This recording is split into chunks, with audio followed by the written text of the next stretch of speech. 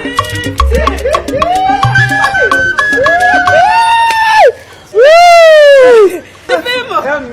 morning. Hello, sir. I know. Jackpot. Can we no carry the jackpot, my sister? You are quite more. You quado. Let him now. Ha. Esi mubaga and clean a gaga to women OKZ. OKZ stitches cannot remove when I slam me as an old Tony. What do you want down for? Abraham comes because I don't want to be left behind dead. Yeah, I can tell him come last. Oh, they shall home as you been put out your time. Neshi poo. Ah, quado chanam chebi, Quabia. Eleni Quadoga hair. The Ponyake. See now in on our Imo State, no over it. And what do you hear Quadogan? Not hearing Capu here Gajima on the 6th of this month. I'm not getting Quado from Mamma Quado. Why, Meshano? You wait until you are untold. You have one call like all the English. You wait until you are untold. Wuna you work a war, honorable professor. Prof Nathan uzoma Jaba isu okporo. Nke nwere foundation na Nathan uzoma foundation. Kisu okporo nuke nwere nwoke. Keti rock na lisu Jaba. Bapuo mmiri ndị ome ndị ọ na-enyere na ndị ọ na-aza karịrị nwoke mmadụ ga-eso Chineke nna were philanthropist otewe gị n'ime ya bụrụkwanụ philanthropist wee na-apolitesi ndị mmadụ elu onye ọbụla na-adị ndụ ihe wee philanthropist wee kwana ihe ọ pụtara wo onye nọ into humanitarian ihe ha nna ihe ọ pụtara ọwụ ozugbo mmadụ nwoke na-eme book launch nwere akwụkwọ dere a na launch ya on the 6th of this month.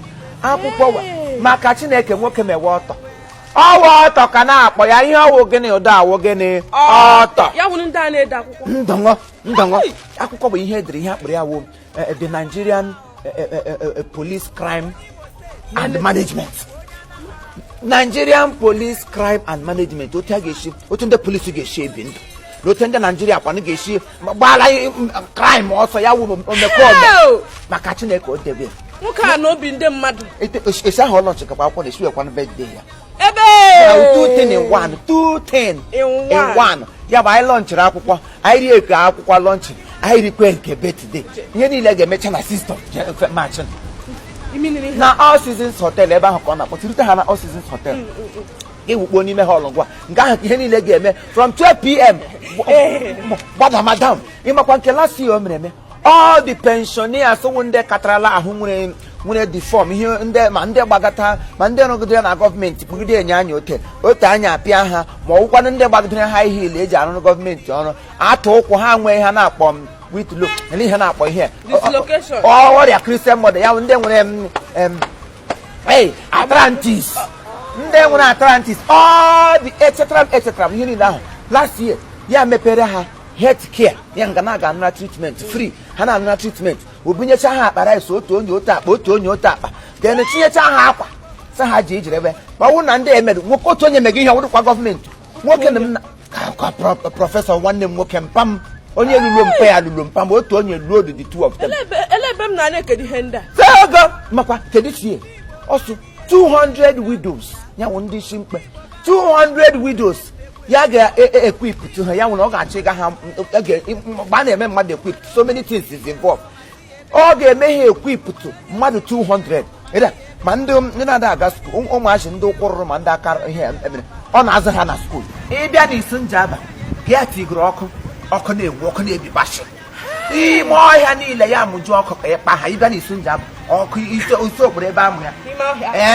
ya wee ebe amụ ya from local government ọhịa na-akpọ ya ọhịa local government ihe ebe niile wụ environment ọhịa local government dị ọkụ na-enwu ụlọ niile nwechi eletrik onye m jesi ma agwa gị ihe m chere gwa gị ihe ugbu a bụ kedu isi ya ga-adịkwa ọkpọ birthday ya na launching of this book ya na enwekwara onye ya na ya dere akwụkwọ ha ele ahụ ya Stanley Uwezuoke Okoroji ha abụọ tikọtara aka ọnụ ote debe akwụkwọ na debe ya na odegbuo ya ma zụrụ nwa ahụ ala akwụkwọ ị ga-abụ egocha gị ịgụrụ ọgba aghara kewa akwụkwọ ọ ga-abụ egocha gị ịgụrụ peace of mind ụmụ nwaanyị isi mkpe ga-agbakọ nga ihe m ji na-agwa gị ihe a ka ya kwado kwepụta wawudechi ahụ eto ga-eto gị go onwe gị na this 200 widow ndị a ga-eme ekwip akwụ na ihe m na-agwa gị ekwele ka eto ga-eto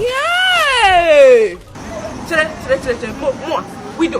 widow na ebe iletere manya me ye gị nwaanyị isi mkpe onwe mgbe m si yiri akwa black agarịarị n'ụzọ n'ebe akwanụ Eliza Nemo chere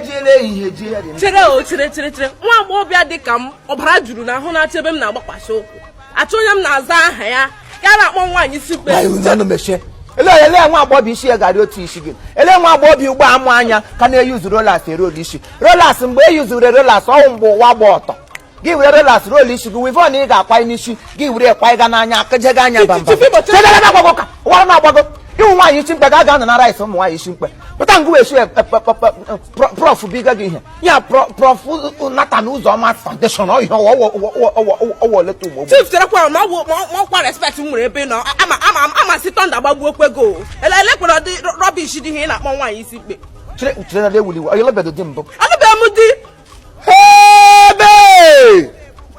alụbeghị m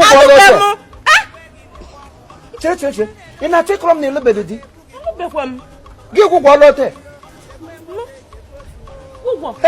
ebe British agbala German chere iru ihe niile m togide toruo ote ha kpa ọ rabbit growth okay rabbit growth nwa mgbe nta ọ ga-awụ udele growth ma ọ wee ji growth ma ọ wụ ọbọgwụ ma growth nkatara chakwa gị anya agbọbịa ha ka gịnị elebedo di n'ụwa mgbede gịnị gị were ọla ntị kpọpụ ntị gị niile ebe niile kwujuo ya chen were rolas lala ana m ele m kamgbe m na-agba ahụgụ na street nsa ha nwaanyị ka di ya nwụrụ ahụrụ isi mkpe ama m si ube nwa agbọghọbịa ngwa ga bụrụ ozi nwe gị gawa biko gaba ikpochi ome ezinu ọtọrị elebedị dị tata inwere ele ahụ inwere mgbada growth ọwụdụ sọ rabbit oke tagbukwele m go dem you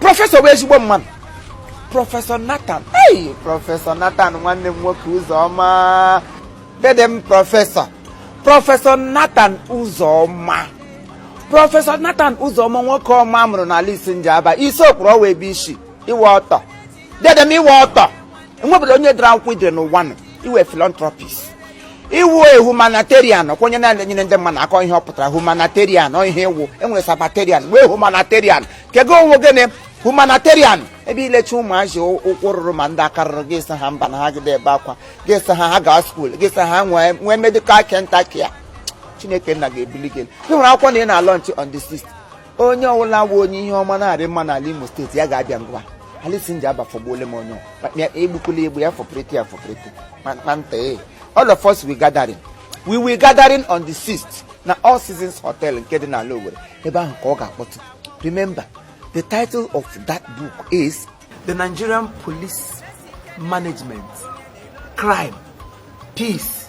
Gbogbo tigbo nwere ihe na-anọfọdụ n'ime akwụkwọ gị gụọ ya gị ka agụrụ udo gụrụ security gụrụ nta gụrụ imo nwere m nwoke idele ihe. On the 6th of March ka anyị ga-agbakọ wee celebrate your birthday. At the same time I launch akwa this book officially. Enwe ihe na-akpọ officially, enwere official nwee officially. This book will be unveiled officially on the 6th of March at All Seasons Hotel. If you are not there, you are not there. You have to come out. Let us support and then surprise. English, I will have known. Thank you very much. Thank you very much. Anoja. No, Anoja, I'm saying, bia. I'm kwasa mrogo, mama wulago. Oti ilela anya time agafele. Gi turn on with one issue beganga hakakano. Damn you. Our brother is a humanitarian. He's a philanthropist. He has helped so many people. Mandena ndokpo probodo Igbo aja. Ụmụ ogbenye ndị ọ na-azụri. Catholic.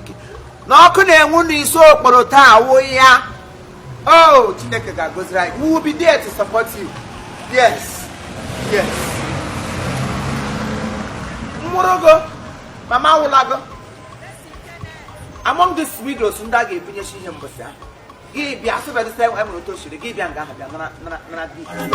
Akara ọkụ onye na-elo gị.